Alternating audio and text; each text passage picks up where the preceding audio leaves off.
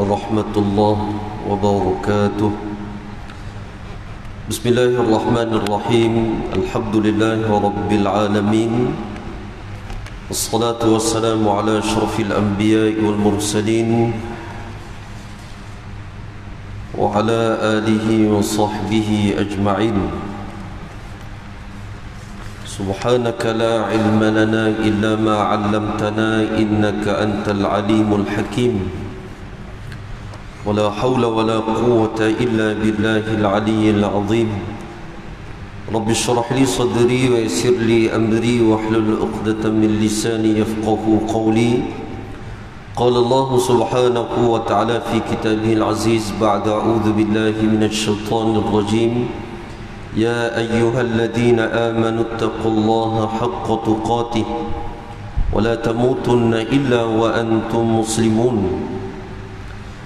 قال رسول الله صلى الله عليه وآله وسلم: من يرد الله به خيرا,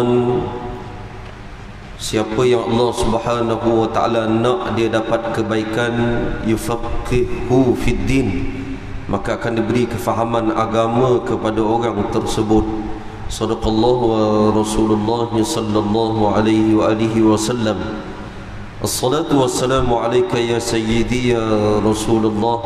Khudh biyadi qallat hilati adrikni. Allahumma yassir wa la tu'assir. Allahumma yassir wa la tu'assir. Allahumma yassir wa la tu'assir. Rabbi tamim bil khair. Amma ba'd. Yang saya muliakan Tuan Haji Mazlan bin Muhammad, Ketua Wilayah Selangor. Yang berbahagia Tuan Haji Huzaimi bin Ali, merupakan pengurus Shah Alam Vista Alam. Yang saya hormati Nazir Masjid Siti Alam, yang berbahagia Tuan Haji Mat Asis bin Mahnun.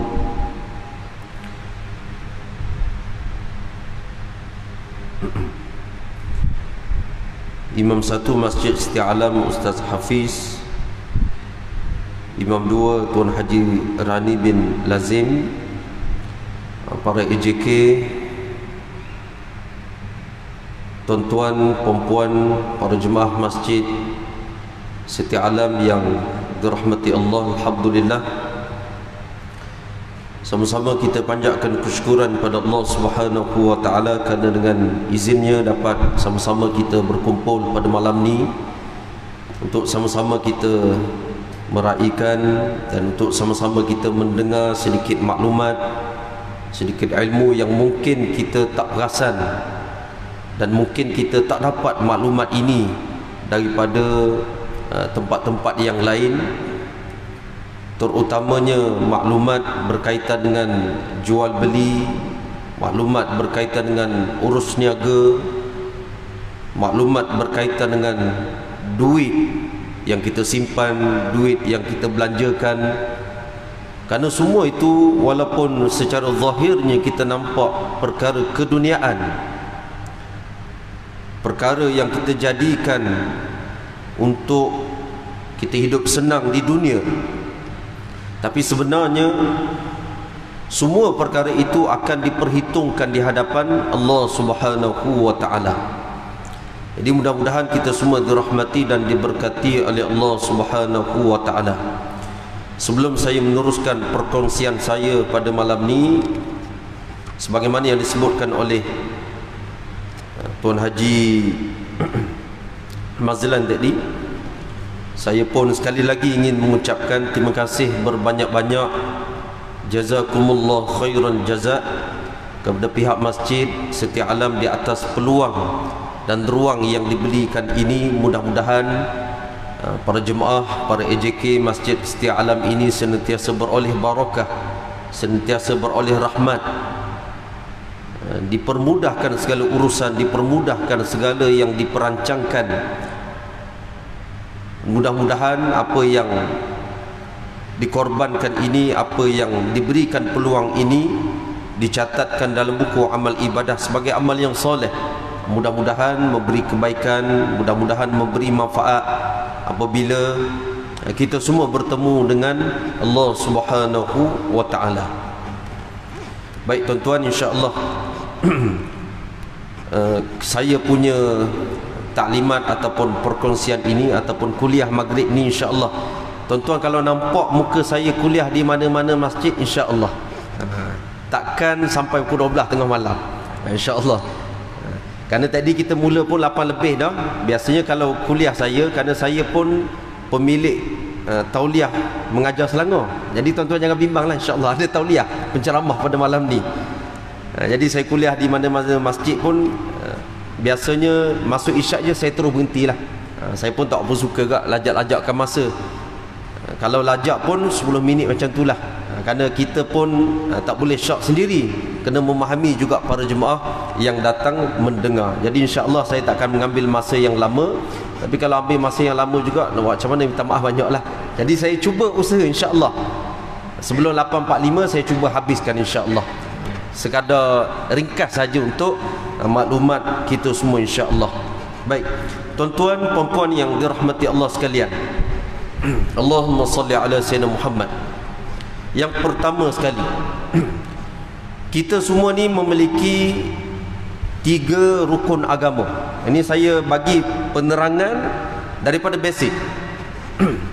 Kita semua, kalau katanya berapa rukun agama, tuan-tuan kena jawab 3 sahaja. 3 rukun agama.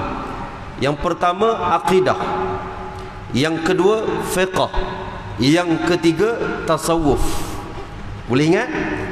Akidah, fiqh, tasawuf. Ambil mana ni? Tuan-tuan boleh rujuk dalam kitab 40 hadis Imam Nawawi rahimahullahu ta'ala, pada hadis yang kedua dipanggil hadis Jibril, yang mana malaikat datang menyerupai manusia, yang seorang sahabat pun tidak kenal kepada malaikat tersebut, datang terus duduk di hadapan Nabi sallallahu alaihi wasallam, tanya kepada baginda Rasulullah sallallahu alaihi wasallam, ma huwal Islam, ma huwal iman, ma huwal ihsan. Nabi jawab satu persatu, kemudian orang yang bertanya tadi itu membenarkan apa yang dijawabkan oleh baginda Nabi sallallahu alaihi wasallam. Ini secara ringkas kita mengambil kesimpulan daripada hadis tersebut, keluarnya 3 rukun agama. Pertanyaan berkaitan dengan iman merujuk kepada akidah. Pertanyaan berkaitan apa itu Islam merujuk kepada fiqh.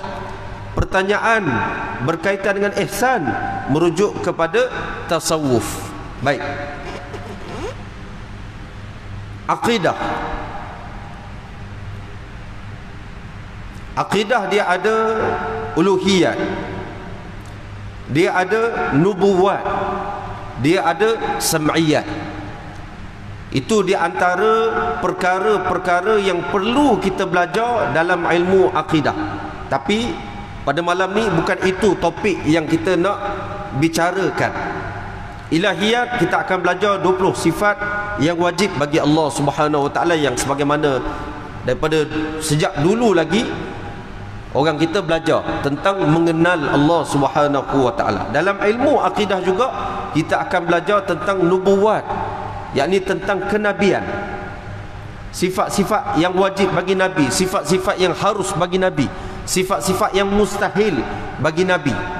Dan kita akan belajar tentang sam'iyat, yakni kita dengar tapi tak nampak, antaranya syurga, neraka, dosa, pahala. Baik, habis. Kemudian kita masuk rukun agama yang kedua, iaitu fiqh. Fiqh pun terbahagi kepada 4. Yang pertama terbahagi kepada ibadah, yakni solat, puasa, umrah, haji dan sebagainya. Wuduk, mandi wajib, itu bab berkaitan dengan ibadah. Dalam fiqh juga ada munakahat. Munakahat ni apa dia? Tentang nikah kahwin, cerai, rujuk dan sebagainya. Hak penjagaan anak, semuanya terdapat dalam perbahasan ilmu fiqh munakahat. Yang ketiga berkaitan dengan muamalat. Tuan-tuan, Yang ni yang kita nak bicarakan pada malam ni, tapi tidak secara menyeluruh, secara umum saja. Kerana saya pun bukan orang yang pandai pun, tuan-tuan, saya tak berhenti juga, tapi berkongsi sekadarnya saja, memberi kesedaran kepada kita mudah-mudahan. Kerana dalam bab muamalat ni lah, tuan-tuan, jual beli macam mana yang dibolehkan, jual beli yang macam mana terbatas, saham, syarikat, luqatah, yakni barang yang orang tertinggal, terjatuh. Macam mana muamalat di antara kita sesama Islam, orang Islam dengan orang kafir dengan orang Islam, semuanya terdapat dalam perbahasan ilmu muamalat tadi. Yang keempat, dalam ilmu fiqh pun ada bahagian dipanggil jinayah, hukum qisas, hukum balas balik, hukum orang mencuri, orang berzina, macam mana, semuanya terdapat dalam perbahasan jinayah tadi itu. Dan rukun yang ketiga agama iaitu tasawuf. Jadi ketiga-tiga rukun ni, tuan-tuan, wajib tiap-tiap daripada kita belajar untuk melepaskan ilmu fardu ain. Belajar tu sampai tahap macam mana? Sekadar untuk kita melepaskan kefarduan, tuan-tuan. Semayang wajib tak kita buat? Wajib, maka wajib kita belajar. Apa yang menyebabkan semayang itu sah? Fatihah kena betul, rukun, rukuk, i'tidal, bagi salam, semua kena baca dalam keadaan yang betul. Maka wajib semua untuk kita belajar supaya mengesahkan amal ibadah yang kita nak persembahkan kepada Allah Subhanahu wa taala. Baik, tuan-tuan, muamalat, jual beli, Allah sebut dalam Al-Quran, wa ahallallahu al-bai'a wa harrama ar-riba. Dan Allah Subhanahu wa taala ni menghalalkan jual beli dan mengharamkan riba. Disebut dalam satu hadis baginda Nabi sallallahu alaihi wasallam, an Abi Barzah Nadlah bin Ubaid al-Aslami radhiyallahu anhu qala qala Rasulullah sallallahu alaihi wasallam, la tazulu qadama 'abdin yawm al-qiyamah hatta yus'ala an arba', an umrihi fima afnah, wa an ilmihi fima amila fihi, wa an malihi min aina iktasabahu wa fima anfaqahu, wa an jismihi fima ablah. Dah masuk waktu? Kita dengar azan sekejap, kemudian saya akan sambung sikit lagi, insya-Allah.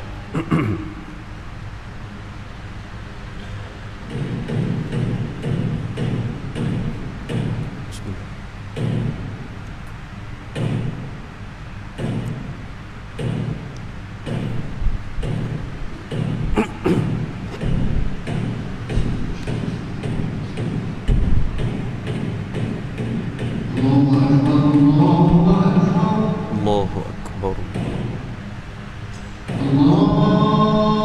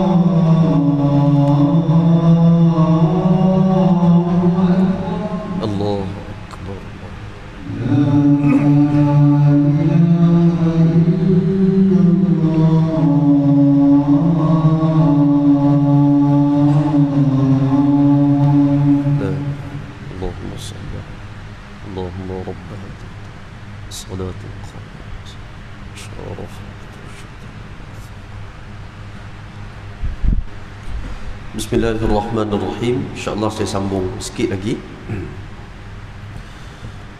Sebelum saya lupa,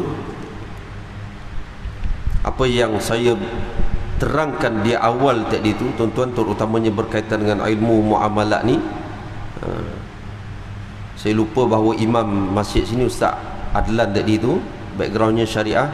Tuan-tuan suruh dia mengajar bab muamalat di sini. Tu orang ahlinya lah. Background saya bukan muamalat, saya bidang lain lah. Mana yang orang yang layak untuk berkongsi tentang semua yang ada dalam ilmu muamalat tu, Ustaz Adlan lah.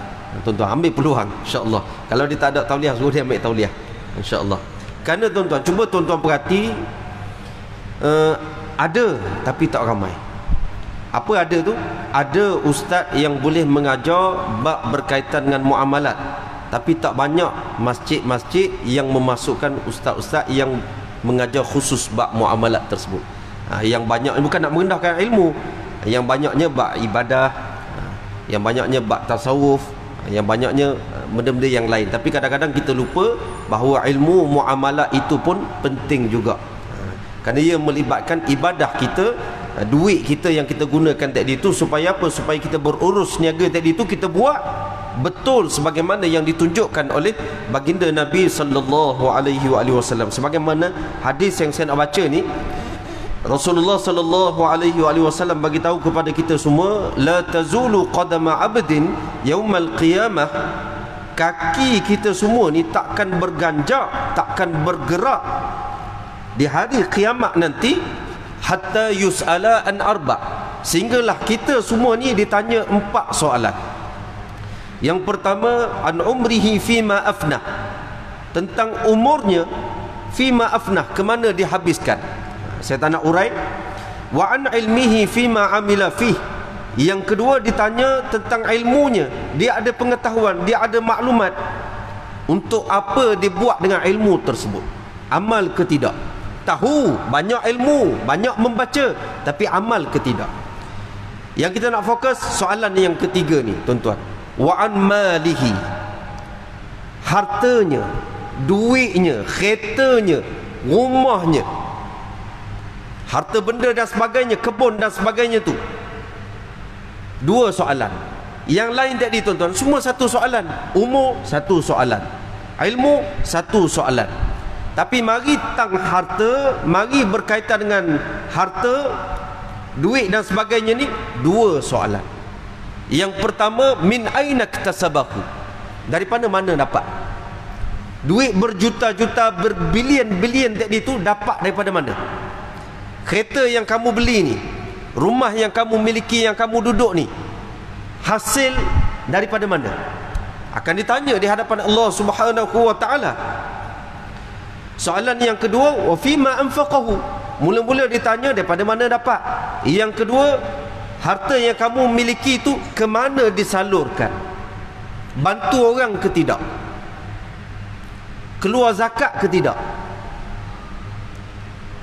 Dan soalan yang terakhir akan ditanya, wa an jismihi fima ablah, tentang tubuh badan kita ni, sehat, mata dapat melihat dengan baik, mulut dapat bercakap dengan baik, telinga boleh mendengar dengan baik, tangan boleh bergerak, kaki boleh bergerak, tubuh badan sehat dan sebagainya, fima ablah, untuk apa? Semua itu akan ditanya di hadapan Allah Subhanahu wa taala. Cuma yang kita nak fokus, wa an malihi, tentang harta benda yang kita miliki ni, daripada mana dapat dan ke mana kita belanjakan, gunakan apa yang Allah Subhanahu wa taala bagi. Tuan-tuan, apa yang kita miliki hari ini, termasuk yang kita raikan pada malam ni, bank rakyat, semuanya nikmat, anugerah daripada Allah Subhanahu wa taala. Akan ditanya nikmat daripada Allah Subhanahu wa taala. La in syakartum la azidannakum, kalau kamu syukur dengan nikmat yang Allah Subhanahu wa taala bagi kereta digunakan untuk kebaikan, bagi untung berbilion-bilion digunakan untuk banyak bantu orang. Tuan-tuan, saya nak, boleh sebut ke? Boleh sebut ke? tuan-tuan. Tapi nak kata barakah. Barakah kerana apa? Kerana kita cuba walaupun ada kekurangan, walaupun kita tidaklah mencapai 100%. Kita kata bank perbankan patuh syariah. Ada orang tuan-tuan dia kata sama je konvensional perbankan patuh syariah, sama je. Normal, soalan yang biasa daripada dulu lagi. Bukan kata orang yang tak berkecimpung dalam urus niaga, bukan kata orang yang bukan dalam bidang perbankan yang mempersoalkan demikian. Hatta orang yang kerja dengan perbankan patuh syariah sekalipun, tuan-tuan, sampai 25 tahun, hatta mungkin lebih lagi, dia sendiri pun boleh mengeluarkan pandangan daripada mulut dia. Dia kata apa dia? 25 tahun saya bekerja dalam perbankan ini, saya tengok tak ada beza pun perbankan patuh syariah dengan perbankan yang tidak patuh syariah, tuan-tuan.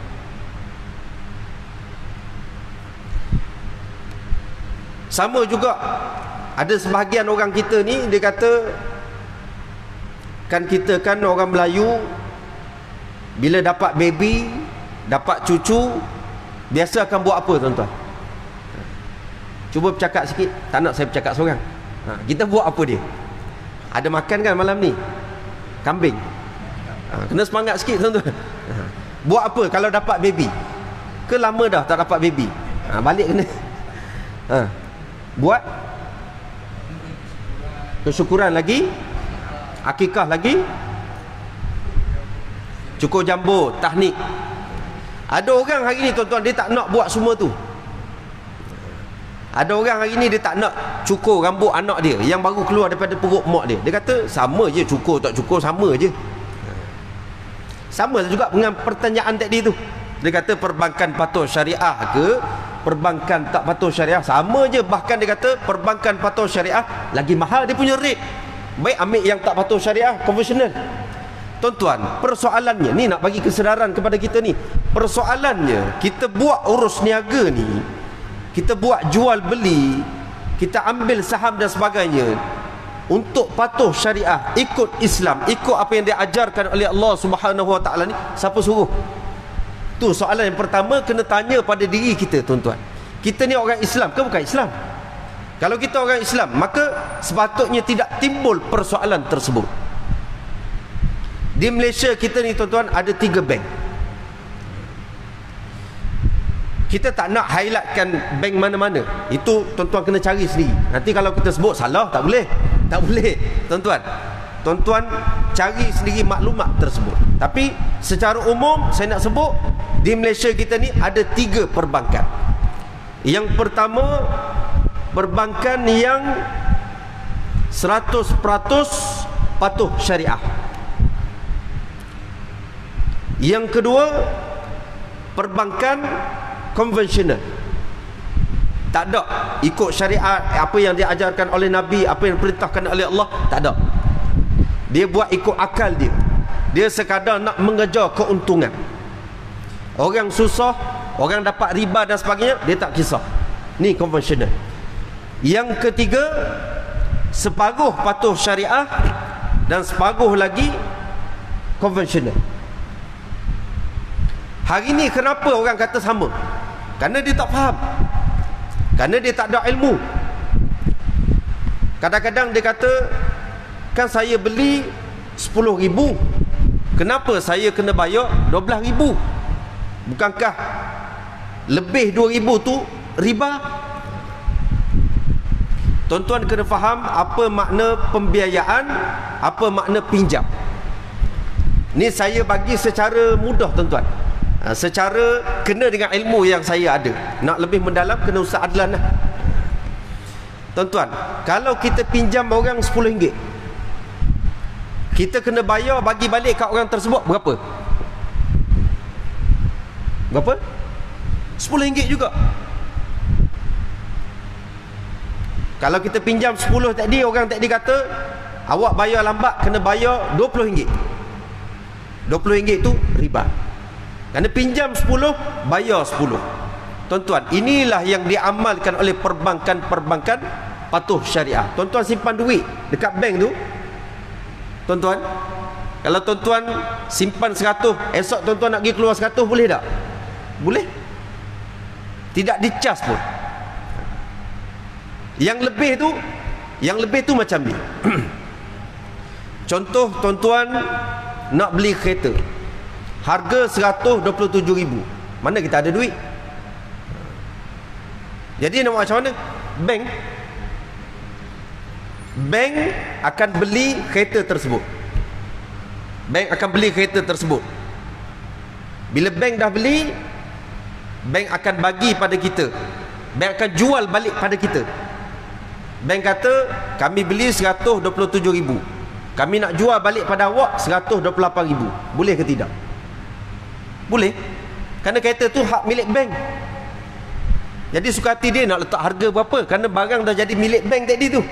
Maka itulah kerana kita bayar lebih tadi. Bukan riba, tapi kerana kita beli dengan bank balik. Bukan beli dengan dealer tadi tu, bukan beli dengan syarikat kereta tadi tu. Begini, contoh lain lagi. Contoh, saya beli air botol mineral ni dengan tuan-tuan. Berapa agak-agak ni? Kita letaklah RM10, macam melampau sangat. Harga pasaran bukan RM10 besar ni. Kita katakan RM1 je lah, RM1. RM5 lah kita letak, bagi ada nilai sikit. RM5. Saya beli RM5. Tiba-tiba ada orang nak beli. Saya kata saya nak jual RM6. Boleh ke tidak? Boleh, tuan-tuan. Kenapa boleh? Ni hak milik saya. Suka hati saya nak letak harga berapa. Tu. Boleh nampak, tuan-tuan? Boleh nampak? Ke tak faham? Tak faham, seadlan jugalah nanti, tuan-tuan. Itu nak kata bahawa perbankan patuh syariah ni yang kadang-kadang orang kata rate-nya mahal dan sebagainya, bukan soal rate mahal, bukan soal benda-benda lain tu, dah. Soalnya perintah daripada Allah Subhanahu wa taala untuk kita menjalankan urus niaga tadi tu secara patuh syariah, secara apa yang ditunjukkan oleh baginda Nabi sallallahu alaihi wasallam. Firman Allah Subhanahu wa taala, ya ayyuhalladzina amanu la ta'kulu amwalakum bainakum bil batil. Wahai orang-orang yang beriman, janganlah kamu makan, janganlah kamu guna harta-harta sesama kamu ni bil batil, secara batil, secara jalan yang salah. Antaranya tipu, antaranya judi, antaranya lagi apa dia? Riba. Illa an takuna tijaratan an taradhim minkum, kecuali dengan jalan perniagaan, bisnes yang secara sama suka di antara kamu. Wala taqtulu anfusakum, jangan kamu berbunuh-bunuhan di antara kamu. Innallaha kana bikum rahima, Allah Subhanahu wa taala senantiasa mengasihi kamu. Jadi soalan tentang harta tadi, dua soalan menunjukkan betapa pentingnya untuk kita beri perhatian. Kenapa? Kerana ia melibatkan halal haram kita. Duit yang kita gunakan tadi, duit itulah sumber yang kita dapat tadi. Benda itulah yang kita nak gunakan dalam kehidupan kita. Benda itulah yang kita nak bagi makan kepada anak, isteri, mak, ayah dan sebagainya. Maka perlu untuk kita mengambil perhatian. Tuan-tuan, apa yang lebih mengecewakan kita? Ada satu masjid tu, tuan-tuan, dia masih menggunakan perbankan konvensional. Bila kita kata gunalah perbankan patuh syariah, dah ada dah hari ni, carilah. Dia kata tadi, tuan-tuan, sebagaimana saya sebut tadi, dia kata sama je. Masjid, tuan-tuan, masjid, tempat ibadah, tempat orang sembahyang, tempat orang belajar dan sebagainya. Jadi inilah kena timbul kesedaran kita untuk kita mentaati apa yang diperintahkan oleh Allah Subhanahu wa taala. Saya baca sikit, tuan-tuan, saya baca sikit beza perbankan Islam dengan perbankan konvensional. Sistem yang pertama, sistem perbankan Islam ditubuh berdasarkan sistem muamalat Islam yang berteraskan iman dan takwa kepada Allah Subhanahu wa taala. Manakala perbankan konvensional pula berdasarkan keuntungan semata-mata tanpa mengikut syariat Islam. Yang kedua, di dalam perbankan Islam, konsep pahala dan dosa sentiasa dititik beratkan, berbeza dengan sistem perbankan konvensional yang langsung tidak mengambil kira hal tersebut. Kerana itulah tuan-tuan, saya cerita sikit sejarah. Sejarah Bank Rakyat ditubuhkan 1954. Pada 8 Mei 1993, Bank Rakyat mula terlibat dengan sistem perbankan syariah. Maknanya Bank Rakyat bermula dengan sistem perbankan konvensional. Kemudian Bank Rakyat mu'allaf, tuan-tuan, masuk Islam. Mana mula merubah sikit demi sedikit sistem perbankan patuh kepada syariah, sehinggalah sampai ke 2003 syariah di Bank Rakyat secara rasminya, operasi keseluruhan Bank Rakyat patuh syariah, tuan-tuan, sehinggalah kepada hari ini 2024, mana 20 lebih tahun sistem operasi di Bank Rakyat patuh syariah. Tuan-tuan, nak patuh syariah ni ada beberapa syarat yang ditetapkan oleh bank negara. Bukan senang-senang, tuan-tuan. Kita di Bank Rakyat ada 5 orang penasihat, dipanggil ahli jawatan kuasa syariah. Yang dilantik tu bukan calon-calon orang, tuan-tuan. Orang yang memang pakar dalam bidang muamalah, yang pakar dalam operasi perbankan syariah ini, tuan-tuan. Seolah-olah macam 5 orang ni, seolah-olah macam kita kata majlis fatwa, tuan-tuan. Kerana mereka lah yang akan menentukan, produk ni tak boleh keluarkan kerana tak menepati syariah, ni tak boleh buat. Dan kita nak sebut di sini bahawa bukan sahaja produk yang nak patuh syariah. Produk tidak akan ditanya Allah, tuan-tuan. Mereka takkan duduk beratur nak masuk api neraka ni kenapa tak patuh syariah. Produk tak ada masalah, tuan-tuan. Yang masalah kita yang nak menggunakan produk tersebut. Jadi di Bank Rakyat kita bukan hanya menekankan produk patuh syariah, tapi warga kerjanya pun mesti patuh kepada syariah, tuan-tuan. Tuan-tuan, ada saya tahu maklumat, tapi tidak semua. Ada sebahagiannya pekerja wanita di luar tidak bertudung, di luar tidak menutup aurat dengan sempurna, tapi bila hadir ke tempat kerja wajib menutup aurat. Kamu suka ke tak suka ke, wajib tutup aurat. Dan apa sahaja, tuan-tuan, apa sahaja perjalanan, program dan sebagainya perlu melalui ahli jawatan kuasa syariah. Mana bila dapat endorse, bila dapat kebenaran untuk buat, ada syarat-syaratnya, barulah boleh dilakukan. Nak kata teliti dan satu persatunya diperlihatkan sistem operasi di dalam perbankan tersebut. Supaya apa? Supaya kita buat tu menepati sebagaimana yang diperintahkan oleh Allah Subhanahu wa taala. Yang ketiga, institusi perbankan Islam menggunakan konsep jual beli untuk mendapatkan keuntungan, manakala perbankan konvensional hanya menggunakan konsep pinjaman yang mengenakan riba kepada pelanggan mereka untuk mendapat keuntungan. Sebagaimana saya cerita tadi, tuan-tuan. Sebagaimana yang saya cerita tadi. Yang keempat, dari segi keuntungan, dividen atau sebarang pulangan kepada pelanggan, sistem perbankan Islam akan menggunakan pelbagai kontrak syariah. Dia ada mudharabah, dia ada, saya tak ingat, dia ada bai'us salam, dia ada aitab, dan macam-macam lah, tuan-tuan. Kalau ke Bank Rakyat akan diperjelaskan satu persatu kontrak tersebut. Seperti ni ada murabahah, mudharabah, tawarruk dan sebagainya. Manakala sistem perbankan konvensional biasanya terus berjanji di awal kontrak pelaburan untuk memberikan interest atau pulangan tetap kepada pelanggan mereka. Interest atau pulangan tetap yang diterima oleh pelanggan adalah riba yang diharamkan oleh Islam. Yang kelima, hasil daripada keuntungan ni, tuan-tuan, institusi perbankan Islam akan membayar zakat yang akan dinikmati oleh asnaf yang layak. Sebaliknya, hasil keuntungan konvensional tidak akan membayar zakat, kerana zakat hanya dibayar dari hasil perniagaan dan keuntungan yang halal sahaja, tuan-tuan. Kerana itulah tuan-tuan, saya ada maklumat, kalau boleh saya kongsikan.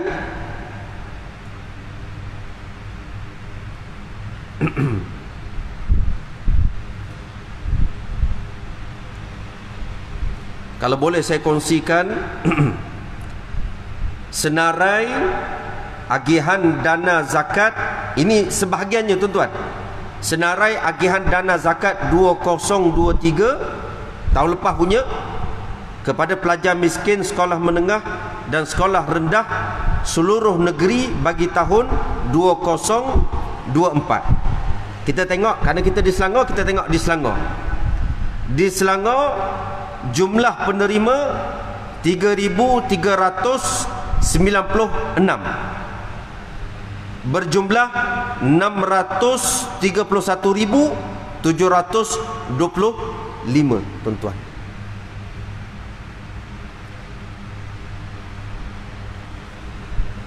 Inilah tuan-tuan berkat kalau kita mentaati perintahnya Allah Subhanahu wa taala. Wa may yattaqillaha yaj'al lahu makhrajan. Kalau kita taat kepada perintah Allah, Allah kata urus niaga buat macam ni, buat macam ni, buat macam ni, maka kita taat. Kita ikut sungguh-sungguh, kita usaha sungguh-sungguh. Allah Subhanahu wa taala akan buka jalan.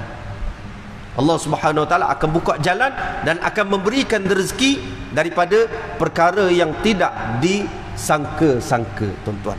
Hari ini kita orang Islam dan kita nak jadi orang beriman, orang yang taat kepada perintah Allah Subhanahu wa taala, maka tidak sepatutnya bagi kita semua untuk memilih kepada perbankan konvensional.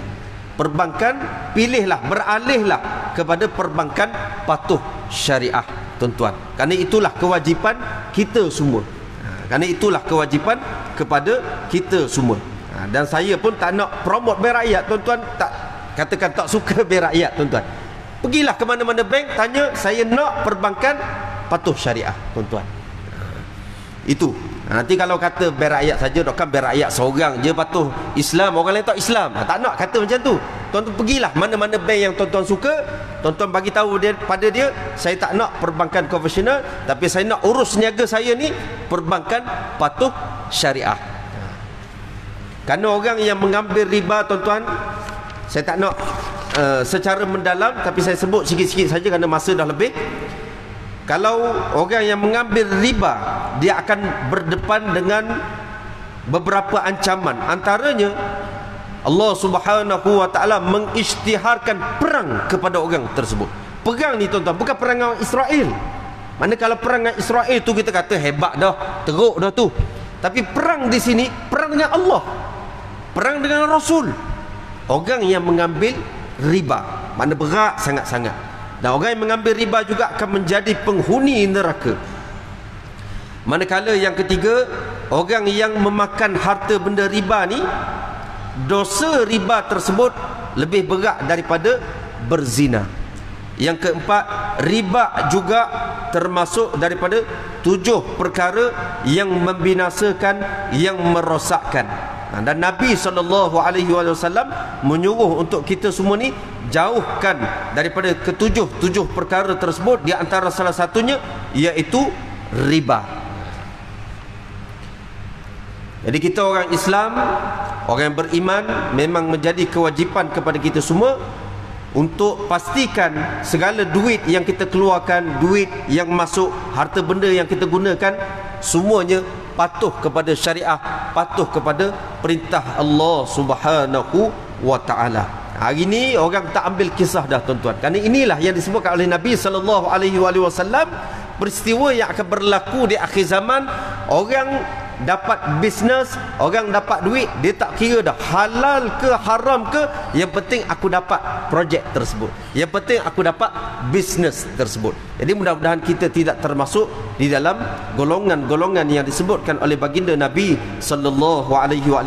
Kerana kita kena ingat, kita semua ni akan mati bertemu dengan Allah Subhanahu wa taala, dan kita nak pastikan semua apa yang kita lakukan ini bukan sahaja berkaitan dengan jual beli muamalat yang kita duk cerita pada malam ni, apa sahaja ibadah kita, perkahwinan kita, tasawuf kita, ibadah kita dan sebagainya tadi itu semuanya menepati sebagaimana yang ditunjukkan oleh baginda Nabi sallallahu alaihi wasallam. Sekadar itu saja tuan-tuan, mohon maaf banyak-banyak terlebih masa. Mudah-mudahan kita semua dapat hidayah dan petunjuk daripada Allah Subhanahu wa taala. Mohon maaf banyak-banyak yang baik itu datangnya daripada Allah Subhanahu wa taala, yang buruk itu daripada diri sendiri. Dan sekali lagi saya mengambil kesempatan, terima kasih banyak-banyak kepada tuan-tuan semua muslimin muslimat, terutamanya Masjid Setia Alam, kerana turut meraikan ulang tahun berakhir ke-70 dan turut mengaminkan doa yang kita bacakan sebentar tadi. Mudah-mudahan Allah membalas kepada tuan-tuan semua dengan sebaik-baik balasan. Wallahu alam. Wassalamualaikum warahmatullahi wabarakatuh. Waalaikumsalam warahmatullahi wabarakatuh. Alhamdulillah, Ustaz Basri bin Abdul Rashid 66 tak lebih pun ya.